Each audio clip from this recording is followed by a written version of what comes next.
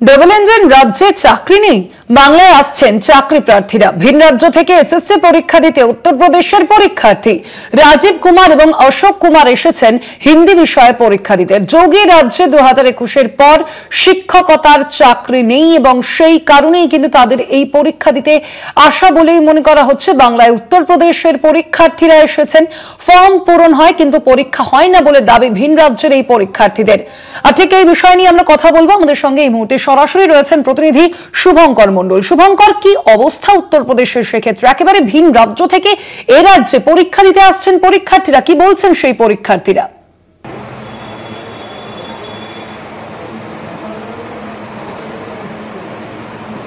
দেখো, তোমার জানিয়ে রাখি, এর আগেও কিন্তু আমি যখন কথা বলছিলাম তোমার সঙ্গে বা অন্য অ্যাঙ্কারের সঙ্গে, তখনও কিন্তু একই কথা আমি জানিয়েছি যে উত্তরপ্রদেশ থেকে, শুধু উত্তরপ্রদেশ থেকে দেখা যাচ্ছে বহু পরীক্ষার্থী তারা আসছেন পরীক্ষা দিতে। এবং আজ এসএসসি যে নবম দশম যে পরীক্ষা, সেই নবম দশমের পরীক্ষাতে কিন্তু দেখতে পেলাম আমরা সেই ছবি। আমি জয়পুরিয়া কলেজের সামনে সকাল থেকে রয়েছি।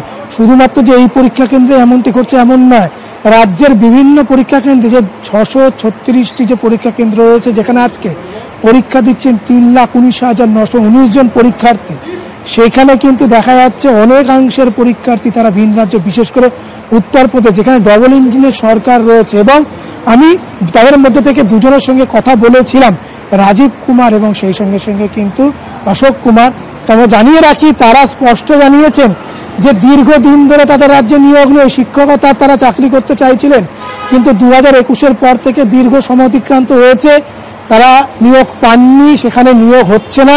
ফর্ম পূরণ হয়েছে অবশ্যই সেখানে বহুবার, কিন্তু ফর্ম পূরণ শুধুমাত্র ফর্মে আটকে রয়ে গিয়েছে। চাকরির পরীক্ষা আর হয়নি, তাদের চাকরি পাওয়া হয়নি, পরীক্ষায় বসা হয়নি। একরকমভাবে বলা যেতে পারে সেখান থেকে মনমরা হয়ে তারা এই রাজ্যে আশার আলো দেখেছেন, চাকরির আশার আলো।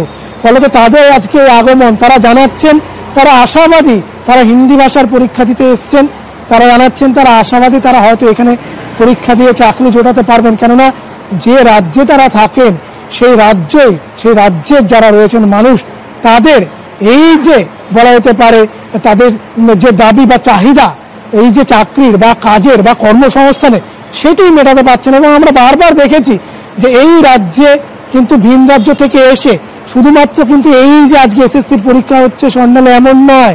কয়েকদিন আগে আমরা রাজ্য জয়েন্ট এন্ট্রান্সের যে পরীক্ষা দেখেছিলাম, যার ফল প্রকাশিত হয়েছে, সেখানেও কিন্তু ভিন রাজ্য থেকে বহু পরীক্ষার্থী তারা এসে এখানে পরীক্ষা দিয়ে এলিট যেসব সরকারি ইনস্টিটিউশন রয়েছে সেখানে তারা ভর্তি হচ্ছেন। যাদবপুর, কল্যাণী থেকে শুরু করে বিভিন্ন ইনস্টিটিউশনে তারা ভর্তির জন্য পরীক্ষা দিচ্ছেন।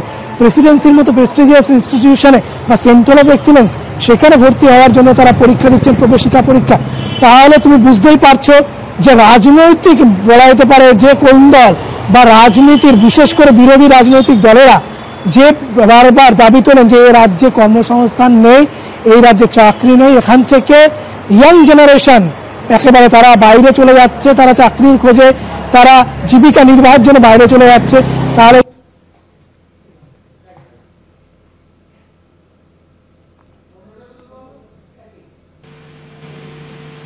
তারা পরীক্ষা দিয়ে এখানে তারা শিক্ষকতার চাকরি অর্জন করতে চাইছেন। অর্থাৎ চোখে আঙুল দিয়ে যারা প্রশ্ন তোলেন যে এই রাজ্যে চাকরি নেই, কর্মসংস্থান নেই, আজকের এই পরীক্ষায় ভিন রাজ্য থেকে আগমন হওয়া পরীক্ষার্থীরা কিন্তু জানান দিচ্ছে বা তাদের বক্তব্যে জানান দিচ্ছে যে এই রাজ্যে কর্মসংস্থান এখনো পর্যন্ত কিন্তু বলবৎ। এবং করোনার সময় আমরা দেখেছিলাম দেশব্যাপী যেখানে চাকরি ক্রমশ কমছে, মানুষ কাজ হারাচ্ছে, বিভিন্ন রাজ্যে ডবল ইঞ্জিন সরকার বলো বা অন্যান্য রাজ্যে, সেখানে পশ্চিমবঙ্গে কর্মসংস্থান হয়েছিল উল্টো।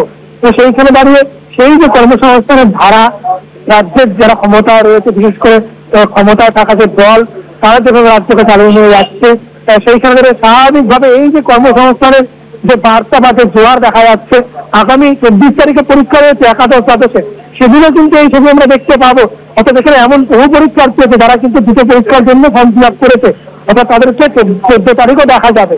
স্বাভাবিকভাবে এই যে ভিন রাজ্য থেকে বলা হতে পারে ডবল ইঞ্জিন সরকারের রাজ্য থেকে এইভাবে আগমন, তাদের কোনো না কোনো জায়গায় গিয়ে কিন্তু এটা স্পষ্ট করে দিচ্ছে যে তাদের রাজ্যে যে বারবার বলা হয় যে বিজেপি পরিচালিত সরকার বা যেখানে ডবল ইঞ্জিন সরকার রয়েছে, সেখানে নাকি মানুষ কর্মসংস্থানের দিক থেকে তুলে তুলে উঠছে, সেখানে নাকি কর্মসংস্থানের জোয়ার আসছে, মানুষের হাতে ব্যাপক কাজ রয়েছে, শিক্ষকতা থেকে শুরু করে ইঞ্জিনিয়ারিং ক্ষেত্রে বিভিন্ন জায়গায় নাকি ব্যাপক কর্মসংস্থান চলছে।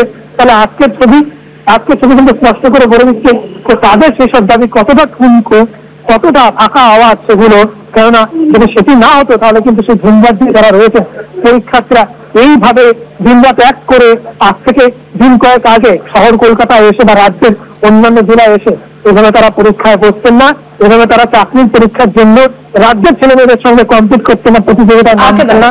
এমনকি তারা আশাবাদী যে তারা হয়তো এখান থেকে হিন্দি ভাষা তারা চাকরি পাবেন, কেননা তাদের রাজ্যে দীর্ঘদিন ধরে কর্মসংস্থান বন্ধ রয়েছে।